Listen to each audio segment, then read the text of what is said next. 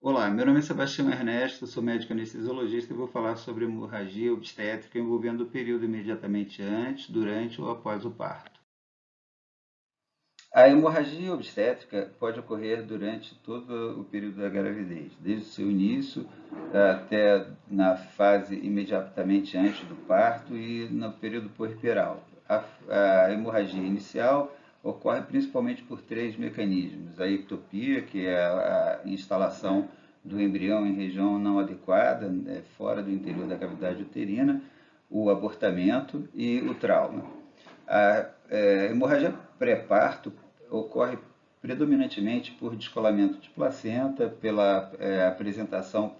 baixa da placenta, chamada placenta prévia, e pela vasa reta, que é a instalação, vasa prévia, perdão,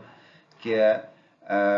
o posicionamento do cordão umbilical entre a apresentação fetal e o orifício interno do colo uterino, onde há a possibilidade de, tanto por manipulação durante o exame, quanto pela evolução do próprio trabalho de parto, com compressão e possibilidade de ruptura desses vasos, apresentar o sangramento também. E a hemorragia puerperal, que pode acontecer por três mecanismos principais. A atonia, que é a mais comum entre todas, é responsável por 80% das hemorragias obstétricas, o acretismo placentário ou restos placentários, que são o comprometimento no delivramento da placenta, ou por acretismo, que é a aderência excessiva, anormal da placenta à parede interna do útero, ou a presença de restos placentários, aquela situação em que houve a retirada da placenta, mas alguns fragmentos podem ter sido mantidos no interior do útero por inadequação da conduta ou por alteração dessa própria aderência da placenta ao útero, e assim esses restos eles mantêm o sangramento e também a possibilidade de inversão uterina. Durante a gestação, ocorre um aumento progressivo da volemia materna. Esse aumento pode atingir valores tão elevados quanto 40% a 50% acima dos volumes basais do período não grávido. E ocorre um aumento desproporcional, aumenta mais a produção de plasma do que a produção de eritrócito, levando à chamada anemia fisiológica da gestação. O aumento da produção de hemácias se deve ao aumento da atividade de eritropoetina, que faz com que haja um aumento da produção pela medula óssea dos eritrócitos e assim um aumento da massa eritrocitária materna. Pelo lado do volume plasmático, o que ocorre, entre outras coisas, é o aumento da atividade do sistema renina-angiotensina-aldosterona, patrocinado, entre outros, pela atividade de progesterona, e essa atividade de aldosterona aumentada faz a retenção aumentada de água e sódio, produzindo então um maior volume plasmático, que aumenta de maneira mais intensa do que o aumento do volume eritrocitário, levando àquela chamada anemia fisiológica da gravidez. Esse volume plasmático aumentado, entre outras vantagens, oferece o subsídio à gestante no período puerperal de promover uma adequação da sua volemia depois que há aquela perda sanguínea natural do parto normal ou da cesariana. Espera-se no parto normal uma perda de 500, 600 ml de sangue e no parto cesariano uma perda de cerca de 1000 ml. Os sinais de hipovolemia na gestante ficam um pouco mascarados devido às alterações hemodinâmicas que ela apresenta durante a gravidez, alterações fisiológicas da gestação que são causadas por diminuição da resistência vascular periférica produzida pela vasodilatação, que é induzida, por sua vez, pelo aumento da progesterona, aumento de produção de prostaciclina e aumento da atividade de dióxido nítrico. Esse aumento da vasodilatação, com queda da resistência vascular periférica,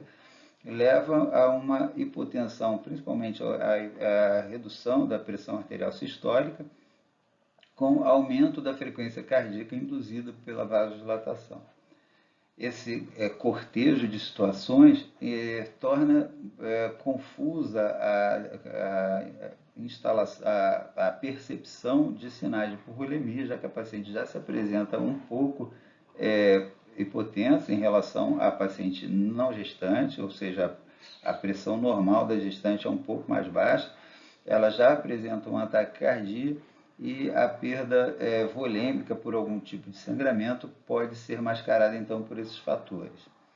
Em relação ao momento do sangramento no puerpério,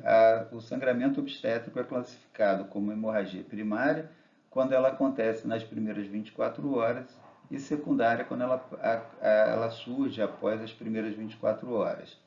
A incidência de hemorragia puerperal é aumentada em pacientes que são submetidos a cesarianas sucessivas. O útero se torna mais passível de apresentar anomalias como atonia, o risco de implantação anômala da placenta, a placenta implantada com frequência em situações mais baixas, aumentando a incidência de placenta prévia e aumentando então a chance desse sangramento. A obesidade, parto com instrumentação, principalmente utilização de fórceps e indução prolongada de trabalho de parto com esgotamento da atividade uterina também podem aumentar a incidência da hemorragia puerperal. A ocitocina é utilizada de maneira profilática após o nascimento do concepto para que haja uma contração uterina efetiva e assim reduza-se o sangramento e tente-se evitar as hemorragias que podem se instalar nesse período. A ocitocina no passado já foi utilizada em doses diferentes, doses mais altas. Ao longo do tempo, efeitos colaterais relacionados à parte cardiovascular mostraram que as doses de ocitocina muito elevadas podem causar esses tipos de alterações e estudos nas últimas décadas mostraram que doses muito menores do que aquelas utilizadas no passado são capazes de induzir uma contração uterina sem tantos efeitos colaterais. Alguns estudos já mostraram que doses tão baixas como 0,3 unidades de ocitocina podem produzir uma contração uterina em pacientes virgens de tratamento com ocitocina. Portanto, o manuseio obstétrico da ocitocina vem mudando ao longo do tempo e doses menores têm sido utilizadas. Utiliza-se, em média, doses de 2, 3 unidades em administração de bolos lentos, em 15 a 30 segundos, e a manutenção de infusão contínua no puerpério para que se mantenha uma atividade uterina capaz de impedir sangramentos mais volumosos. A circulação da placenta ela é aumentada durante a fase de relaxamento uterino. Sabe-se que durante a contração uterina ocorre compressão dos vasos sanguíneos uterinos e é um momento em que há uma redução normal do fluxo sanguíneo útero-placentário, que aí há nesse momento uma redução transitória de circulação para o feto. E as contrações uterinas excessivas podem levar por si só a descolamento de placenta, que é associado ao aumento da contração uterina, pode levar a fenômenos de hipóxia fetal. Lembrar que o descolamento de placenta é uma situação em que o sangue ele se mantém entre a placenta e a parede interior do útero e faz com que haja uma interrupção na continuidade da circulação materno-fetal. A hemostasia normalmente ocorre nesse período puerperal com a contração uterina, que reduz o calibre dos vasos e reduz o sangramento, e a liberação placentária de fator tecidual que ativa os fatores de coagulação pela sua via extrínseca e provoca a ativação plaquetária, reduzindo assim a contração, a perda sanguínea nesse momento. A atonia uterina é responsável por cerca de 80% das hemorragias obstétricas puerperais. Isso se deve ao grande fluxo sanguíneo uterino, cerca de 500 a 900 ml por minuto, e que se perdem facilmente caso o útero não se contraia, devido ao leito vascular permanecer aberto após a desconexão entre o contato de placenta e útero. As causas principais se relacionam ao aumento excessivo da cavidade uterina, que pode acontecer em situações de polidrâmino ou macrosomia fetal, e nas situações em que há fadiga da musculatura uterina, como naqueles casos em que há indução do trabalho de parto durante tempo prolongado. É sabido que há vasos sanguíneos irresponsíveis que necessitam dessa contração uterina para que haja interrupção ou redução do sangramento uterino. Fatores de risco relacionados são as situações de hipertensão arterial, principalmente a pré-eclâmpsia. Pacientes branca, latina e pacientes obesas apresentam aumento da incidência de atonia uterina também. A conduta profilática ativa, através da utilização da ocitocina após o nascimento do concepto, leva à redução de cerca de 60%, tanto no sangramento quanto na indicação de transfusão. Após ou durante o terceiro trimestre de gravidez, ocorre um aumento da população de receptores de ocitocina, já num preparo fisiológico para a contração uterina importante que reduza o sangramento uterino. Ocorre, porém, que a utilização de ocitocina de maneira não adequada pode levar a sérios riscos a paciente. A ocitocina é capaz de causar vasodilatação periférica com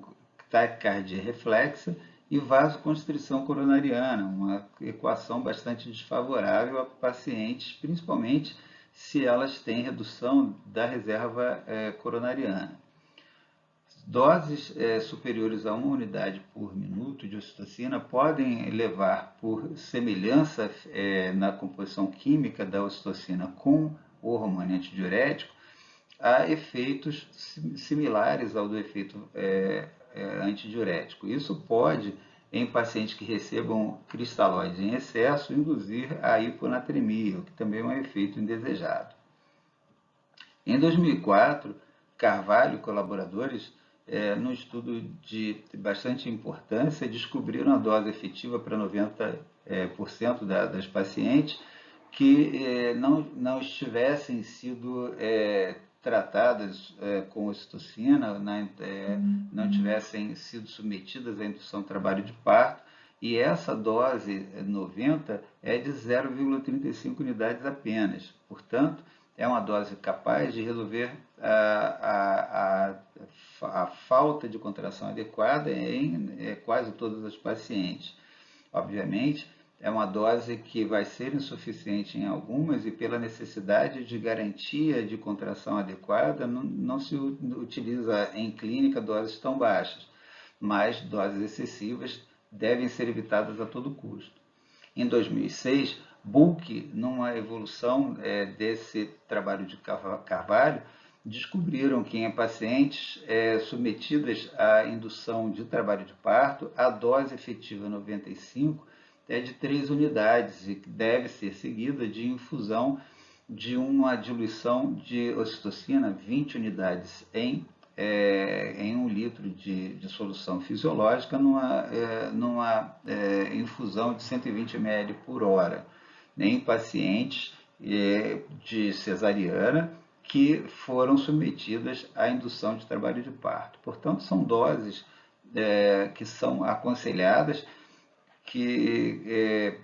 se utilize na maioria dos pacientes e que são doses mais seguras, conseguindo um efeito importante, adequado na maioria das pacientes e sem o risco de causar efeitos deletérios com tanta incidência. Esse ensaio duplo cego randomizado, publicado por Kavachev em 2015 na Anesthesiology, foi uma comparação entre a utilização da regra dos 3 com o outro grupo que receberia a infusão de soro fisiológico contendo em 500 ml de soro fisiológico 30 unidades de ocitocina. A regra dos 3 seria o grupo que receberia a ocitocina após o nascimento, 3 unidades, e nos dois grupos, no momento em que o obstetra dissesse que com a palpação manual ele reconhecia uma contração uterina adequada, os dois grupos seriam submetidos então a uma infusão de ocitocina de 3 unidades por hora. Mas no grupo da regra dos 3, as pacientes receberiam então 3 unidades após o nascimento, após 3 minutos seria reavaliada a contração uterina, se necessário repetiria a dose de ocitocina, 3 unidades em 15 segundos, e após mais 3 minutos seria reavaliada, e se houvesse ainda necessidade de repetir a dose, então seria feita a terceira dose de ocitocina em 15 segundos. Se após 3 minutos continuasse sem a contração adequada, as outras medidas, como ergonovina e prostaglandina, seriam adicionadas ao esquema. E no grupo standard, que recebeu o protocolo normal já utilizado na instituição, a infusão contínua aberta de soro fisiológico 500 ml com 30 unidades de ocitocina seria mantida, e a cada 3 minutos a paciente seria reavaliada em relação à contração uterina, e a qualquer momento que houvesse uma contração adequada, essa infusão seria substituída pela infusão de 3 unidades de ocitocina por hora. Então, em qualquer dos dois grupos, com a contração adequada, o esquema comparado seria interrompido e iniciaria-se então a infusão de ocitocina 3 unidades por hora. A ocitocina então apresentou, as pacientes do grupo da regra dos 3 apresentaram um menor consumo de ocitocina nessas doses em bolos, e os dois grupos apresentaram semelhança de resultados em relação ao tempo de utilização da infusão ou da repetição dos bolos, mas o grupo da regra dos 3 apresentou essa vantagem de redução das doses com a mesma eficácia. Detalhando então a regra dos 3, iniciada a ocitocina, 3 unidades em 15 a 30 segundos após o nascimento, aguarda-se 3 minutos, se não houver resposta adequada, repete-se a ocitocina 3 unidades em 15 a 30 segundos, espera-se 3 minutos, se não houver resposta, administra-se pela terceira vez ocitocina 3 unidades em 15 a 30 segundos. A partir daí, se não houver resposta, o passo seguinte, em 3 minutos, se não houver resposta, é a administração de metilergometrina ou ergonovina, 0,2 miligramas por via intramuscular. E, se não houver resposta, ou como alternativa, o misoprostol, 800 microgramas por via retal. Em qualquer passo desse fluxograma, se houver início de contração efetiva uterina, interrompe-se o fluxograma e inicia-se a dose de manutenção da ocitocina de 3 unidades por hora. Lembrar sempre que a infusão excessiva de ocitocina pode levar a complicações deletéricas já mencionadas, mas a metilergonovina ou ergometrina também pode ser uma droga perigosa em pacientes hipertensos. Ela aumenta a vasoconstrição periférica de maneira bastante importante e também induz vasoconstrição coronariana, e é uma substância que deve ser evitada na medida do possível em pacientes hipertensos e em situações de pré-eclâmpsia. Apenas para comparação, um fluxograma que foi apresentado pela Organização Pan-Americana de Saúde em 2018, com doses um pouco diferentes, um pouco maiores, e a lembrança importante aqui da utilização do ácido tranexâmico como um importante adjuvante na prevenção e tratamento de sangramento de qualquer ordem e da mesma forma, como não poderia deixar de ser, também no sangramento obstétrico, devido à sua ação antifibrinolítica. Mas aqui No sangramento por atonia severa, a Organização Pan-Americana de Saúde sugere a massagem uterina bimanual, utilização de ocitocina em doses bem mais elevadas, a administração de 5 unidades de ocitocina em 3 minutos e a infusão de uma solução de 500 ml de solução fisiológica com 20 a 40 unidades de ocitocina numa velocidade de 250 ml por hora. Isso vai dar, obviamente, 10 a 20 unidades de ocitocina por hora. A qualquer momento que houver início de uma contração efetiva uterina, redução do sangramento, interromper a administração desta infusão para começar a infundir a ocitocina na dose de 3 unidades por hora. Se não houver resposta, a qualquer momento que se decida na apresentação de um sangramento mais severo, já a instituição da metilergometrina na dose de 0,2 mg por via intramuscular e a possibilidade de associação do misoprostol. E as técnicas de preservação de estado hemodinâmico através do uso de traje pneumático e do balão de tamponamento intrauterino e até a laparotomia com eventual necessidade de esterectomia para preservação da vida da paciente.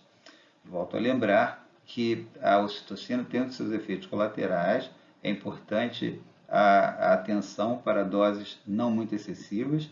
e, caso haja necessidade dessa administração tão elevada de ocitocina, manter a monitorização hídrica dessa paciente com atenção para a concentração de sódio, que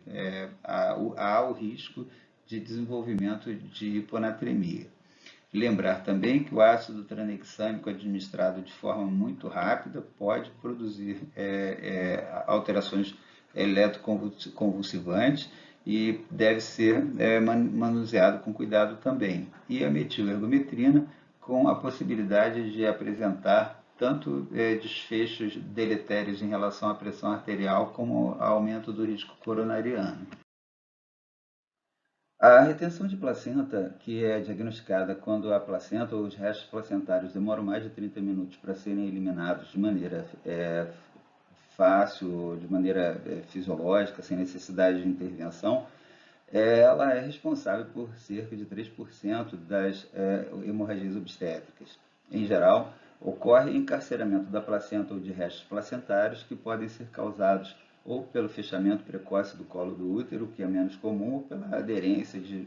da placenta ou de fragmentos dela. A remoção intempestiva, com exercício de força na tentativa de extração da placenta, pode levar também à ruptura do cordão umbilical, fragmentação da placenta, mantendo o sangramento ativo, que pode ser bastante volumoso. Em situações de aderência mais intensa e prolongada da placenta, há que se pensar também na possibilidade do diagnóstico de acretismo placentário. Em geral, utilizamos a ocitocina após o nascimento do concepto. A ocitocina, utilizada assim, de maneira preventiva, ativa, ela facilita a separação da placenta, aumenta o tônus da contração uterina, diminuindo o sangramento e dessa forma reduz em 60% tanto a hemorragia puerperal como a necessidade de transfusão, como já foi dito anteriormente. Mas também, como já foi comentado,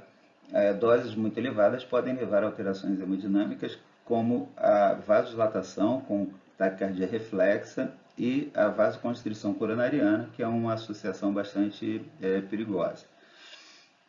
Os fatores de risco associados à retenção de placenta são a história anterior de retenção de placenta, o uso de ocitocina por tempo prolongado no trabalho de parto, a pré-eclâmpsia e multiparidade. A anestesia a ser realizada nesse evento de retenção de placenta vai depender do jejum da paciente, que não estando em jejum contraindica as técnicas de sedação em geral, os estados hemodinâmicos muito descontrolados, como as grandes hemorragias ou as alterações de coagulação vão contraindicar os bloqueios neuroespinhais. E também devemos levar em consideração a perspectiva do tempo de realização do procedimento. Por exemplo, se o colo está pérvio, tem pouco resto placentário para ser retirado, um procedimento rápido pode ser realizado com uma hipnose e, eventualmente, associação com um opioide para analgesia. Obviamente, levando em consideração que essa paciente está em jejum adequado para poder ser submetida a essa técnica. Procedimentos muito prolongados que vão ser, que vão ser necessários para a retirada de grandes quantidades de restos placentários, com colo ainda não muito pérvio, leva à necessidade de se pensar em técnicas neuroespinhais, como a raquianestesia, que pode ter oferecer um tempo mais prolongado para a realização desse procedimento. Então, são várias as nuances a serem consideradas, porém, eventualmente, na maioria das vezes, utilizamos apenas uma pequena dose de opioide, propofol até a hipnose adequada e a retirada dos restos placentários quando a paciente está em jejum e com pouca perspectiva de um procedimento prolongado. E naqueles mais prolongados, então, utilizamos em geral a raquianestesia, salvo contraindicações. O acretismo placentário é um diagnóstico bastante raro. Apenas cerca de 0,004% das pacientes apresentam acretismo placentário. Porém, a presença de cesarianas anteriores eleva bastante essa apresentação, e em pacientes que já tiveram uma cesariana anterior, essa prevalência de 0,004 aumenta para cerca de 0,24%. E vai aumentando sucessivamente à medida que o risco vai aumentando sucessivamente à medida que a paciente tem mais cesarianas anteriores. Em pacientes de uma cesariana apenas anterior, a prevalência é de 0,24%, mas pacientes com 6 cesarianas anteriores, essa frequência aumenta para cerca de 6,74%. Então, a cesariana prévia, ela representa um grande risco de desenvolvimento de placenta, de acretismo placentário. E o acretismo placentário, ele é expresso nessas figuras desse diapositivo, mostrando a implantação da placenta no miométrio, no endométrio, uma implantação normal. E quando ela começa a adentrar, ultrapassa a barreira entre endométrio e miométrio e avança no miométrio, dizemos que ocorreu um acretismo, uma placenta acreta. Na gestante que tem a placenta adentrando tanto no miométrio, que pode chegar até próximo da sua parede externa, da serosa, dizemos que há uma placenta increta. E a placenta percreta é aquela em que a placenta ela avança tanto que ultrapassa a serosa e acaba até envolvendo outros órgãos, como se implantando em intestino, na bexiga e em outros órgãos, levando à necessidade de intervenções cirúrgicas envolvendo esses órgãos acometidos também. É uma situação bastante grave que envolve não só o sangramento, mas o risco de lesões de outros órgãos. A placenta prévia também é uma condição que se associa com frequência ao acretismo placentário e geralmente envolvendo cesarianas anteriores também. Pacientes que já tiveram 2 cesarianas anteriores têm um aumento dessa associação de cerca de 11%, na terceira cesariana aumenta para 40%, na quarta cesariana aumenta para 61%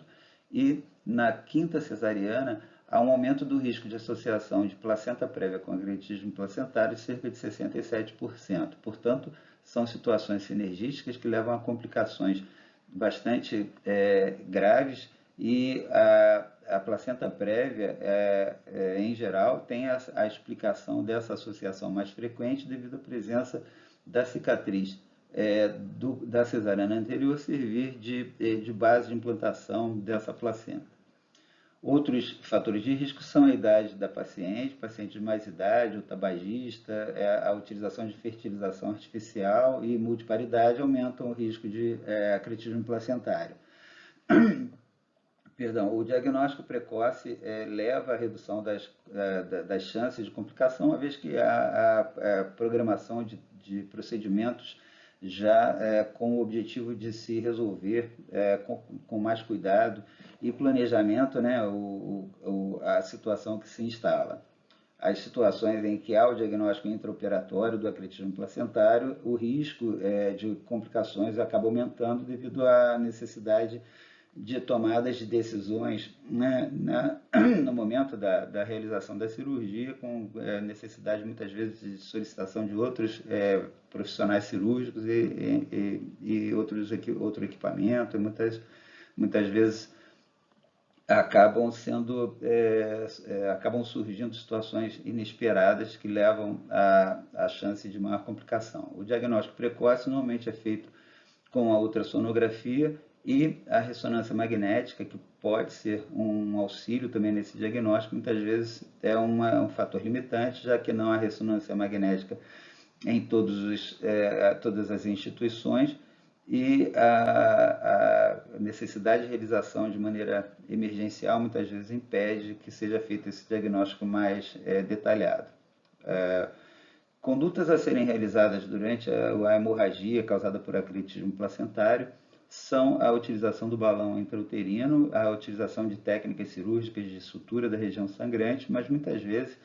as hemorragias elas acabam sendo muito volumosas e gerando a necessidade de esterectomia, e as complicações clínicas e cirúrgicas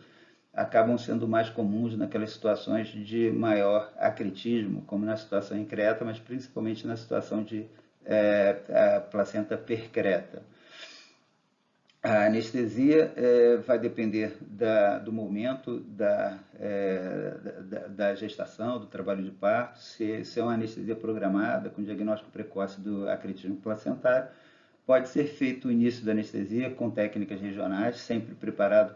para conversão para anestesia geral, uma vez que o estado hemodinâmico pode deteriorar e a necessidade de um melhor controle mecânico, de um controle ventilatório, pode exigir a ventilação mecânica para um melhor cuidado da paciente. E nas situações em que se depara com o diagnóstico intraoperatório, paciente sangrante, ou no pós-parto imediato, muitas vezes a necessidade pela instabilidade hemodinâmica já de se resolver pela anestesia geral. Essa é uma situação que, com o diagnóstico precoce, há necessidade já de instalação prévia de acessos venosos calibrosos. A monitorização pode ser não invasiva, dependendo do estado da paciente, mas sempre preparado para a instalação de um catéter intraarterial para a mensuração invasiva da pressão e controle laboratorial também. Situações com diagnóstico prévio já indicam também a necessidade de se solicitar reserva de sangue,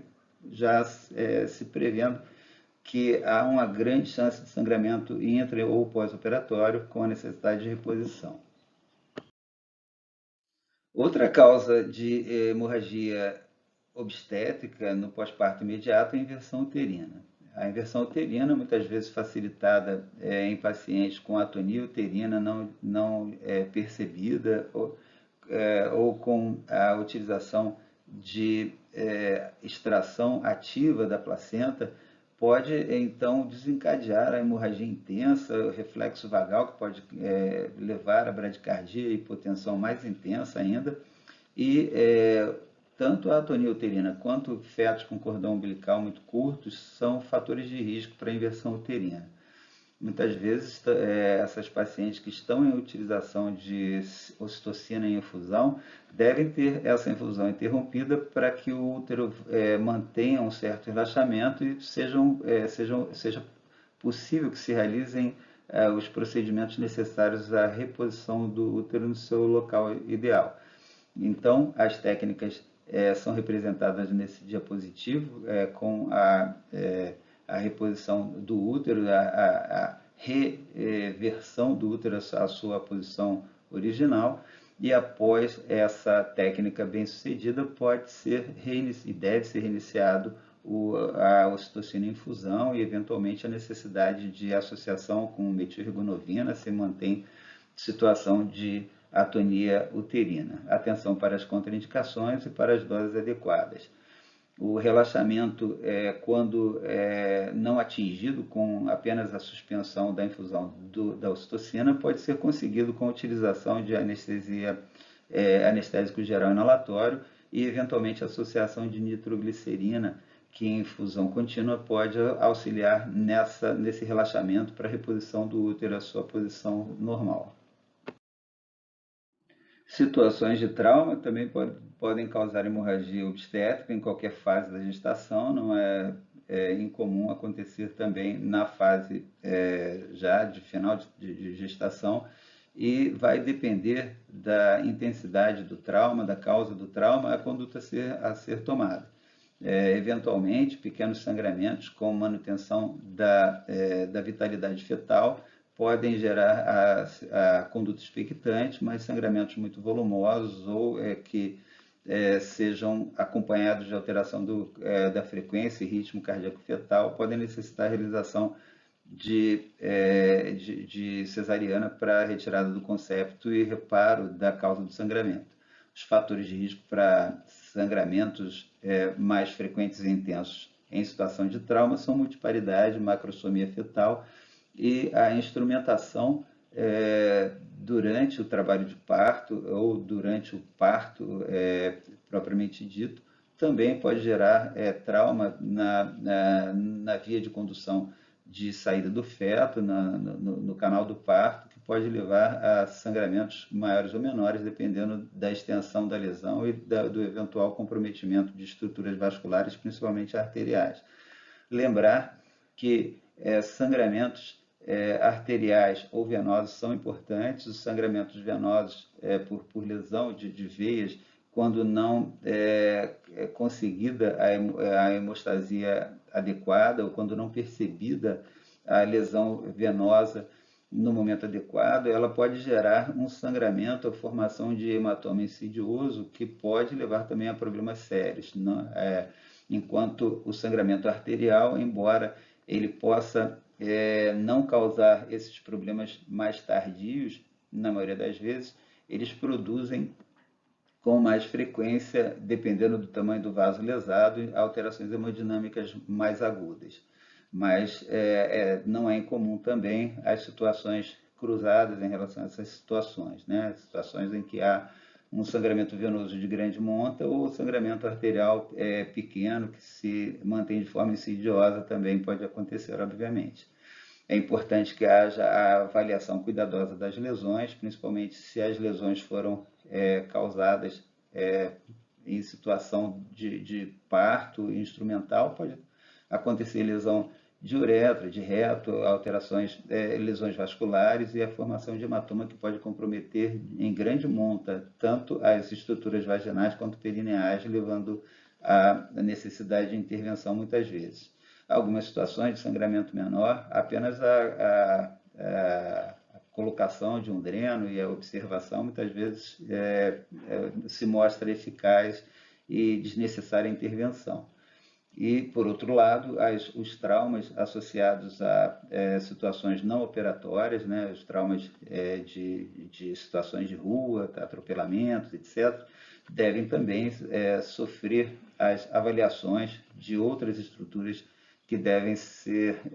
muitas vezes compartilhadas com outros profissionais, dependendo da suspeição de qual estrutura possa eventualmente estar lesada.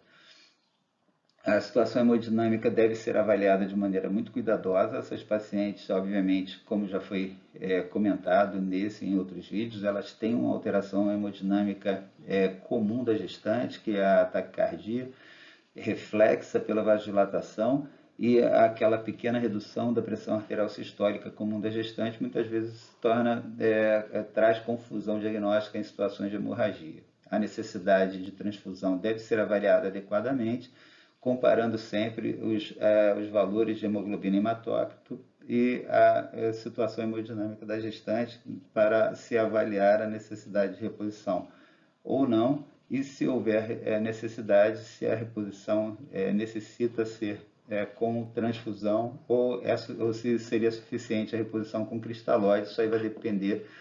tanto da comparação das variáveis relacionadas a fator hemodinâmico e a fator hematimétrico. O tratamento geral da hemorragia obstétrica passa pela avaliação rápida dos 4 T's, os quatro grandes conjuntos de possibilidades de causa dessa hemorragia obstétrica. Então, os 4 T's são assim definidos: o tônus uterino, o T do tônus, que pode ser explicado pela atonia uterina, que ocorre em cerca de 70% a 80% das vezes em que ocorre uma hemorragia obstétrica, sendo assim a causa disparadamente mais comum. O T do tônus, o T do trauma, que pode ser causado ou por lesões por processos extra-hospitalares ou por lesões durante o trabalho de parto e parto, como nos partos instrumentais. O terceiro T, que é de tecido, que representa a retenção de placenta ou de restos placentários, coágulos ou acritismo placentário. E o quarto T, que é relacionado à trombina, que representa as coagulopatias em geral, que é a menos frequente, mas deve ser sempre lembrada também, uma vez que pode causar comprometimento da evolução, embora estejamos repondo o que o paciente está perdendo, a paciente pode continuar perdendo devido a essa coagulopatia. Portanto, os 4 T's devem ser perseguidos: tônus, trauma, tecido e trombina, e, concomitantemente, as condutas gerais, como acesso venoso calibroso, o suporte pressórico através da reposição de volume, seja esse volume cristalóide, colóide, dependendo da quantidade de volume que essa paciente perdeu, e esse colóide sendo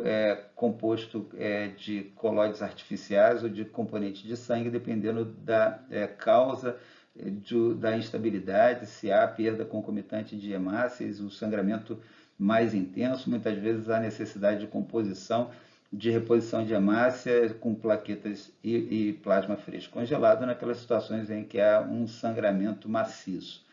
Eventualmente, a utilização de vasopressor no auxílio da reposição do estado hemodinâmico da gestante ou da puérpera. O laboratório também deve ser utilizado com solicitação de exames relacionados à hematimetria, hematócrito hemoglobina, a realização de pesquisas de eletrólitos e o teste de coagulação, que na maioria das vezes utilizamos testes não validados para essa situação, mas é o que se dispõe na maioria dos lugares: o tempo de atividade de protrombina, que, como sabemos, com o INR é validado para o acompanhamento de resposta à varfarina, e o tempo de atividade de tromboplastina parcial ativada, que é mais relacionada com o controle da terapia com heparina, mas também pode ser utilizada aqui na tentativa de surpreender alguma deficiência de fator de coagulação. Portanto, o TAP mais relacionado com os fatores de coagulação de via extrínseca e o TTPA mais relacionado com os fatores de coagulação de via intrínseca, mas que podem orientar para a necessidade de reposição de plasma fresco congelado. A dosagem de fibrinogênio também muito importante, principalmente nas gestantes, que costumam ter uma concentração já muito alta em relação à não gestante de fibrinogênio, da ordem de 400 a 600 mg por decilitro, e que sabemos, quando o fibrinogênio atinge valores tão baixos quanto 200 mg por decilitro, considerado praticamente normal em pacientes não grávidas, o risco de sangramento já se apresenta bastante aumentado. Portanto, o fibrinogênio reduzido é um grande fator de risco em sangramento obstétrico e deve ser corrigido adequadamente. E nos lugares onde há disponibilidade dos testes de avaliação viscoelástica da coagulação, como o tromboelastograma ou o Rotem, uma realização desses exames pode ser muito mais efetiva e rápida na demonstração de qual ponto dos processos de coagulação ou fibrinólise devemos atuar para a correção desse sangramento. E, obviamente, classificação sanguínea e, quando houver tempo, a realização de prova cruzada para estocagem de sangue para eventuais necessidades de transfusão. em pacientes que apresentem o sangramento ativo de grande monta com descompensação hemodinâmica, em que não há tempo de classificação de prova cruzada, tentar a classificação sanguínea e, pelo menos, escolher, enquanto se providencia a prova cruzada de outras unidades concentradas de sangue, de hemácias ou unidades de plasma ou crio precipitado, a realização da classificação permite, pelo menos, a oferta de sangue grupo específico do paciente. Se o paciente é A positivo e temos sangue A positivo em estoque, então, mesmo sem a prova cruzada na situação emergencial, o risco de incompatibilidade se reduz se utilizamos o sangue tipo específico. E naqueles casos mais extremos, em que não dispomos de tempo suficiente para realizar a classificação sanguínea antes da primeira oferta de sangue, então o sangue zero negativo é o mais indicado nessas situações. Então, os passos no sentido da reposição sanguínea em situações extremamente emergenciais, onde não sabemos o tipo de sangue da paciente, sangue zero negativo. Se há tempo para a classificação sanguínea, já dispomos dessa classificação anteriormente, então sangue tipo específico. E, idealmente, a prova cruzada para afastar, assim, de maneira quase completa, a chance de compatibilidade sanguínea. Então, mesmo iniciando aquele sangue sem a prova cruzada nas situações emergenciais, é adequado a extração, a coleta de sangue da paciente previamente, para que, enquanto estamos oferecendo, administrando aquele sangue sem prova cruzada, consigamos conhecer a classificação sanguínea dessa paciente e, eventualmente, na medida possível, realizar prova cruzada para unidades posteriores a serem oferecidas a ela. Lembrar sempre que no banco de sangue vai ser conseguido a hemácia, o plasma e o crio precipitado, que vão ser utilizados de acordo com a necessidade. A hemácia, se houver redução da hematimetria, com queda da hemoglobina e hematócrito a valores considerados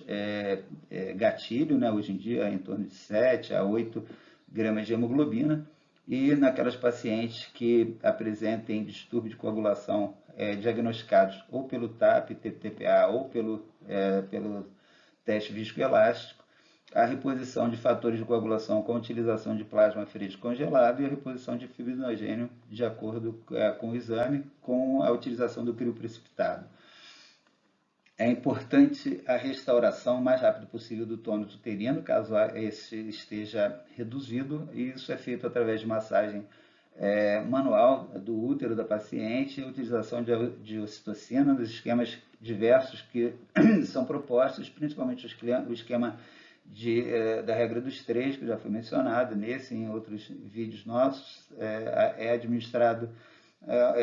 uma dose de ocitocina de 3 unidades, espera-se 3 minutos. Se houver restauração do tônus uterino, inicia-se a reposição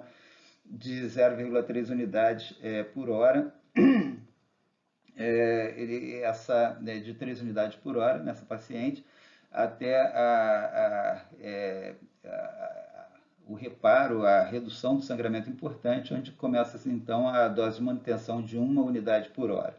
Se não há resposta à primeira administração em bolos lento de 15 a 30 segundos de ocitocina, repete-se após 3 minutos,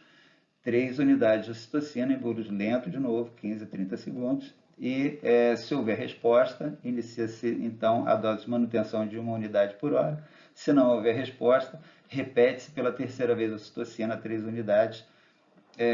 em 15 a 30 segundos. E se houver resposta, inicia-se a administração da infusão de manutenção. E se não houver resposta, então inicia-se os recursos mais secundários em relação à ocitocina, que é a droga de primeira escolha. Então, administra-se metil-ergonovina 0,2 mg intramuscular. Importante não fazer isso por via intravenosa. A metil-ergonovina produz uma vasoconstrição periférica intensa, com aumento da pressão arterial, e pacientes que têm tendência à pressão arterial ou são portadores de pré-eclâmpsia, isso deve ser pesado muito em relação ao risco-benefício que essa droga pode oferecer. Em situações de descompensação hemodinâmica importante devido ao sangramento, acaba que muitas vezes lançamos mão em qualquer situação dessa substância, uma vez que a queda abrupta de pressão arterial numa paciente com pressão arterial elevada cronicamente pode ser muito mais deletéria do que na paciente que é anormotensa. E, caso não haja resposta à metilergonovina, a utilização das prostacyclinas, principalmente misoprostol, que pode ser utilizado na dose de 600 a 1000 microgramas. Pode ser utilizado por via sublingual, oral ou retal. E nunca esquecer, nas pacientes com grande sangramento,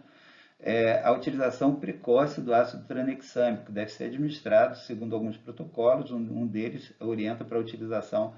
de 1 grama em dose lenta, em infusão de ataque,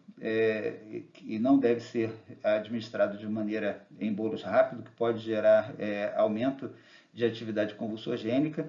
Então, o ácido tranexâmico, 1 grama de ataque e 1 grama para infusão nas primeiras 8 horas, caso se mantenha o sangramento. Então, essas são as condutas básicas para equilíbrio, para restauração da parte hemodinâmica dessa paciente, enquanto se viabiliza o tratamento específico. Como é sabido, a gestante tem um padrão de hipercoagulabilidade em relação à paciente não gestante. Isso se deve à maior atividade de fatores de coagulação e maior atividade de plaquetas.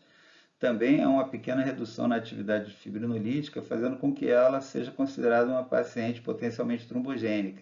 Isso é demonstrado aqui no TEG e no ROTEM, através da avaliação do MA, que é a maior amplitude, e do MCF, que é a maior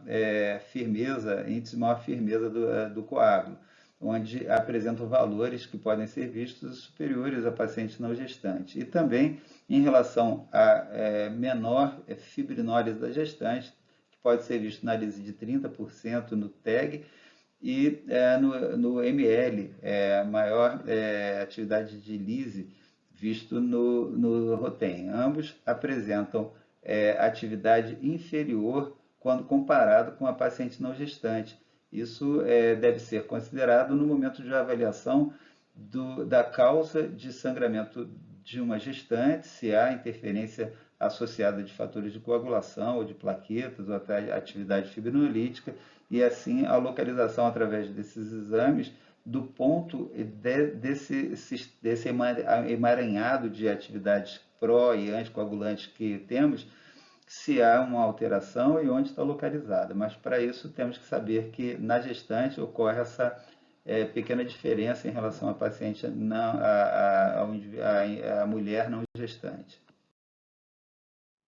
Ainda falando sobre o tratamento do sangramento obstétrico, a continuação dos procedimentos adequados à situação emergencial, com oxigênio terapia, atenção para o aquecimento da gestante. É sabido que a hipotermia gera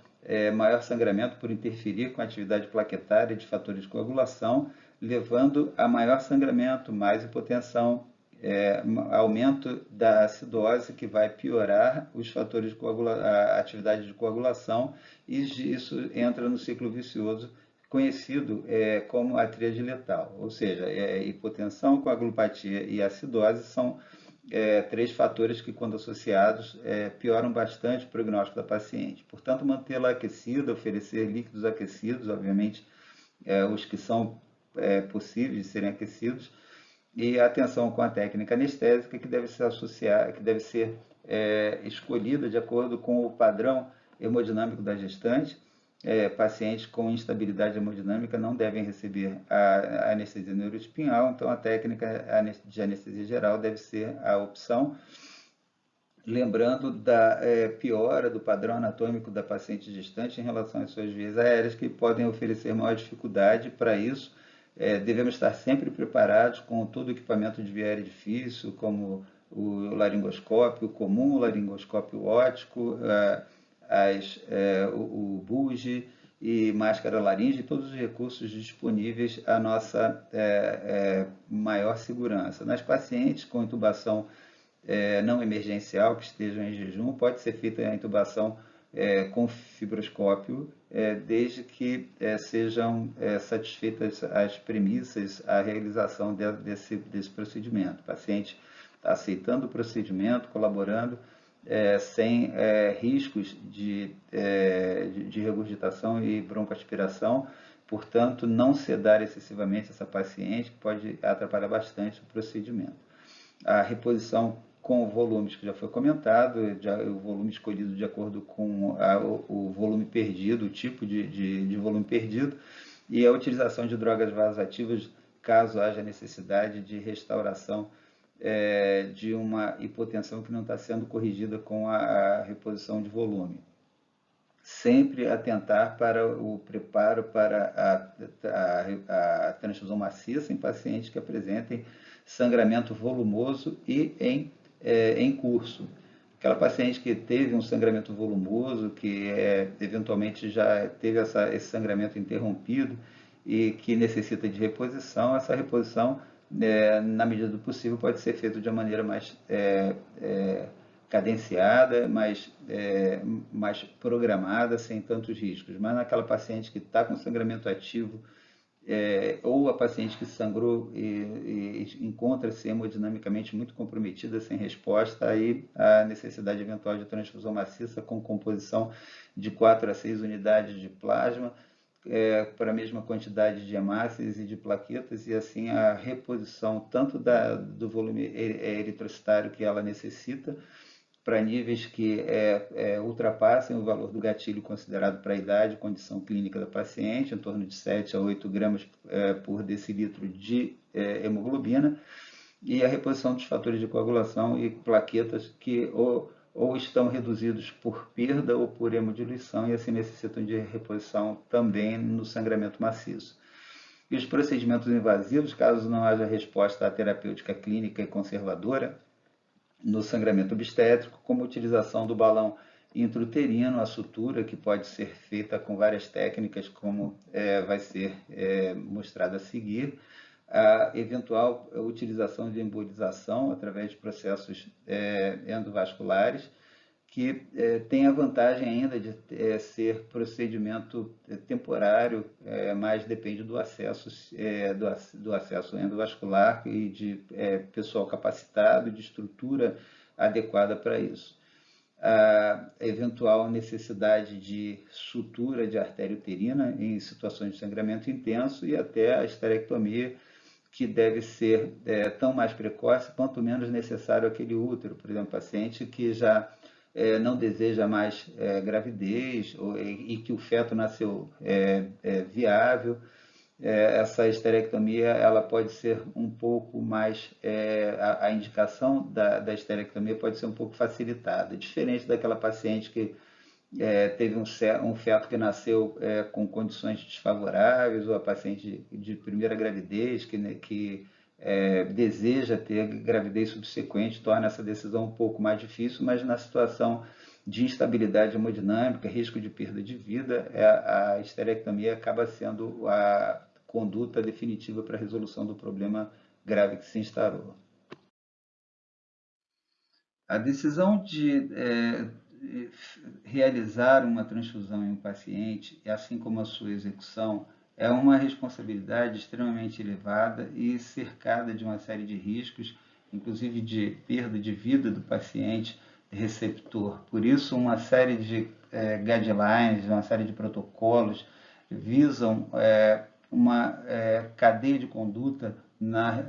busca de redução desse risco.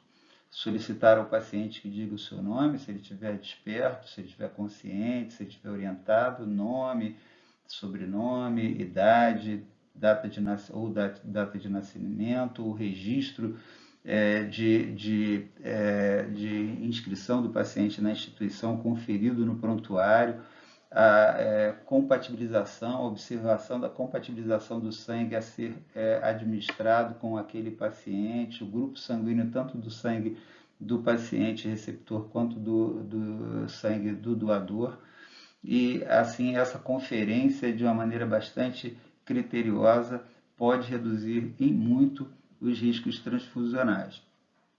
Existe a possibilidade de, em situações de emergência, onde muitas vezes não temos tempo de solicitar a classificação sanguínea do paciente, a solicitação de sangue do tipo zero negativo. Esse sangue zero negativo, já que não possui os antígenos A nem B e nem o antígeno D do grupo RH, pode então, muitas vezes, salvar uma vida, já que não vão causar o estímulo à produção de anticorpos contra a sua presença e a destruição desse sangue e eventuais reações febris ou hemolíticas de incompatibilidade.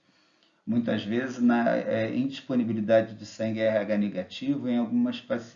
pacientes com perfil de receptor sem riscos maiores, sejam esses pacientes homens principalmente, sem indicação de transfusão repetida ou indicação de transfusões sequenciais a longo prazo, esses pacientes, ou paciente do sexo feminino que não tem mais possibilidade ou intenção de gravidez posterior, o sangue RH positivo pode eventualmente ser uma estratégia aceita. De qualquer forma, sempre antes de administrar esse sangue, é conveniente a retirada do sangue do paciente para classificação sanguínea dele e assim, na sequência, pelo menos tentar economizar esse sangue zero negativo ou O negativo, que é o chamado sangue doador universal, e assim utilização de um sangue grupo específico, e se ainda houver tempo de fazer a prova cruzada posteriormente, para que seja administrado um sangue que seja realmente mais seguro na administração. Portanto, nessas situações de emergência, em que não se conhece o sangue do paciente, o sangue do receptor, pode ser administrado a ele, no primeiro momento, o sangue zero ou O negativo. Nas situações específicas mencionadas, pode haver liberação do sangue O positivo. E se conhece o grupo sanguíneo do paciente, mas não há tempo para realizar a prova cruzada, pelo menos administra-se um sangue do mesmo grupo para reduzir a chance de incompatibilidade. De qualquer forma, como foi dito, sempre é conveniente a coleta prévia do sangue do paciente para classificação e posterior realização de provas cruzadas, se houver necessidade de transfusões posteriores ou a possibilidade de, mesmo em situações em que não vai haver tempo de realizar a prova cruzada, pelo menos utilizar o sangue grupo específico daquele paciente. Nos pacientes que se conhece o grupo sanguíneo, então, aquele paciente que tem o sangue O negativo, obviamente ele vai ser um paciente que deve receber o sangue O negativo, devido ao risco de, se ele receber um sangue de qualquer outra ordem, ele vai receber um sangue que tenha algo, que possa ter algum antígeno, e esse antígeno provocar reação hemolítica ou febril por incompatibilidade. Mesmo nessa situação, se houver tempo, há a orientação para uma segurança ainda maior da realização da prova cruzada com o sangue do doador. O paciente que é portador de sangue A deve receber o sangue A ou o sangue O, ou zero, que é um paciente que vai ter o mesmo antígeno A ou um paciente que não tem antígeno nenhum. O sangue B, da mesma forma, vai receber o sangue B ou o sangue O, e o paciente que tem sangue AB, como ele tem os dois antígenos, o A e o B, ele pode receber qualquer hemácia, seja ela A, B, AB ou o sangue O, já que ele tendo na sua circulação o sangue AB, ele já tem os dois anticorpos e assim ele não vai desenvolver, ele já tem os dois antígenos e assim ele não vai desenvolver anticorpos contra aqueles antígenos que ele já possui. Em relação ao antígeno D do grupo RH, então, os pacientes que têm sangue negativo preferencialmente recebendo sangue negativo, podendo receber o sangue positivo na impossibilidade ou na indisponibilidade de conseguir o sangue negativo, mas naquelas situações mencionadas anteriormente, né? Pacientes que não estão grávidas e nem vão estar, e pacientes que idealmente não vão ser submetidos a terapias transfusionais prolongadas. E o paciente que tem o sangue,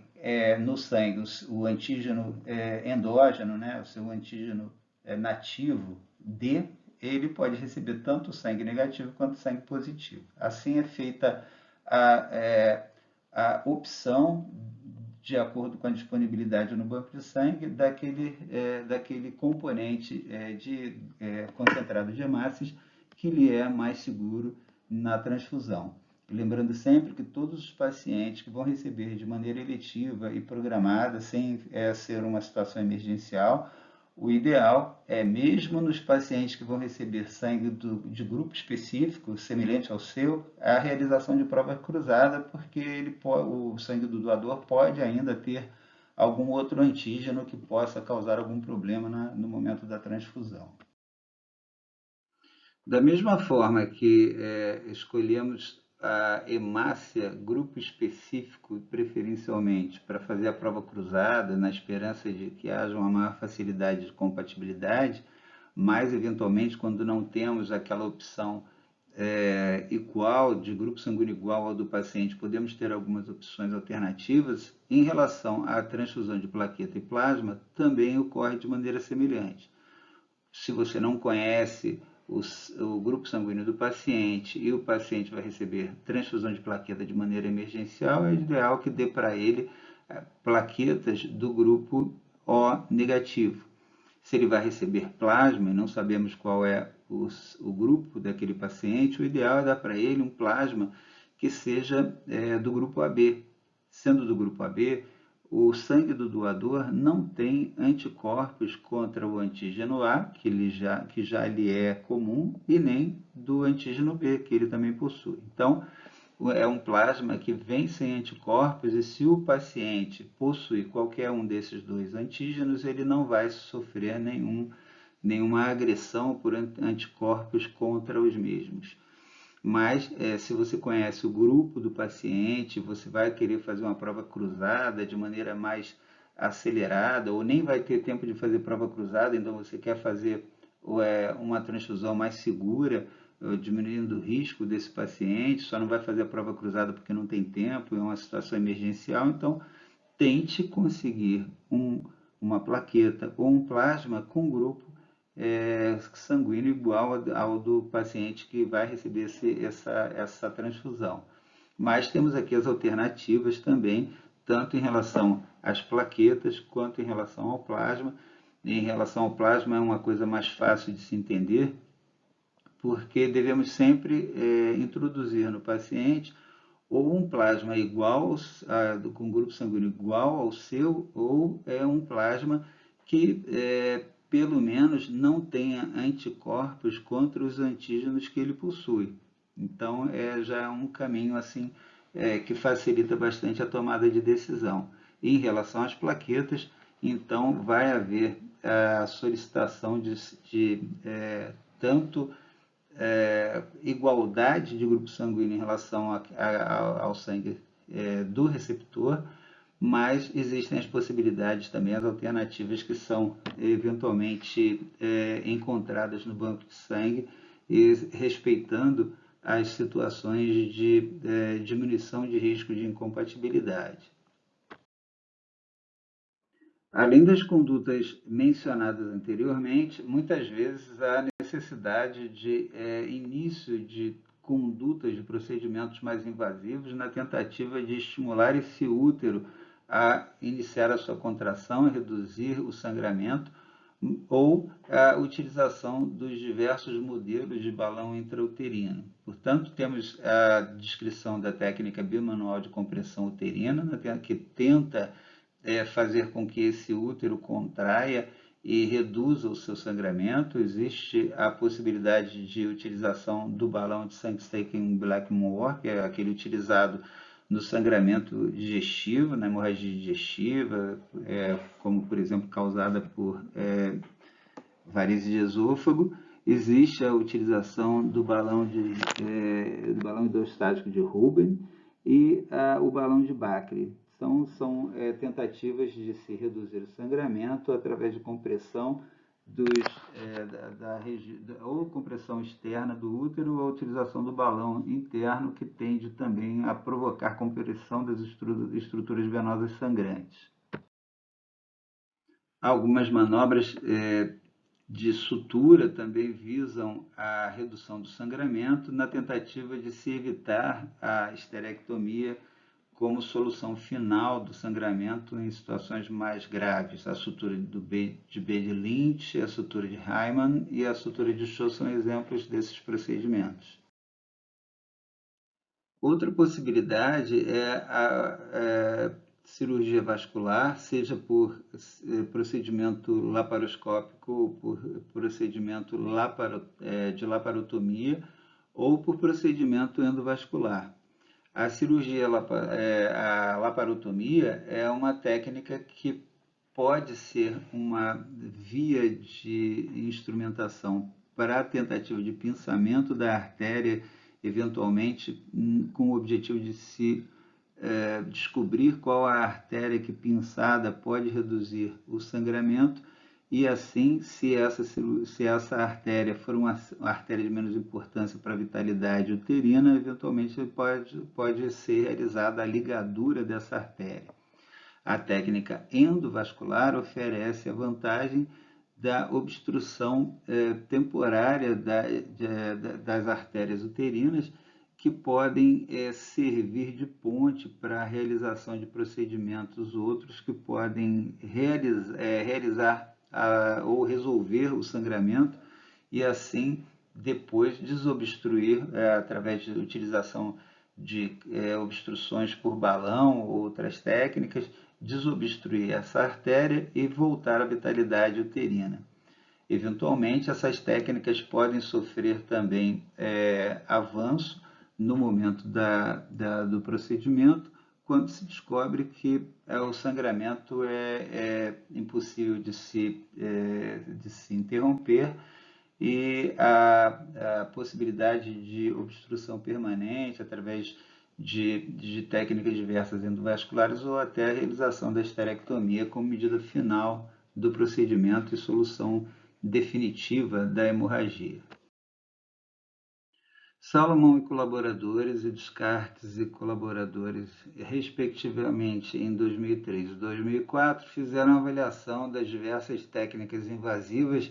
que tentam evitar a esterectomia como desfecho final ou solução final de uma hemorragia obstétrica periparto. Então, como foram comparadas as diversas técnicas, a sutura de Bede-Lynch, a embolização arterial, a ligadura arterial e o tamponamento uterino com balão, e estão aí as diversas taxas de sucesso que foram avaliadas segundo os desfechos relacionados à esterectomia, ou perda da menstruação, ou outras complicações relacionadas. E a taxa de sucesso foi mais ou menos semelhante, sendo superior em relação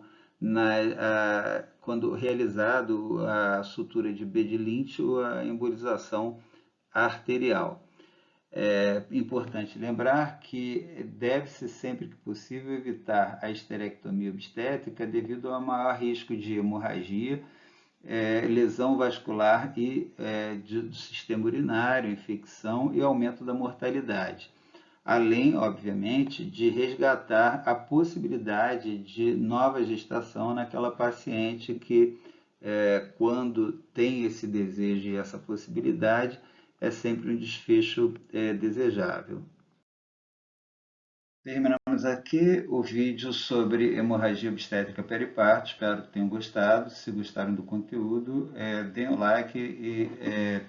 compartilhem. Muito obrigado pela companhia.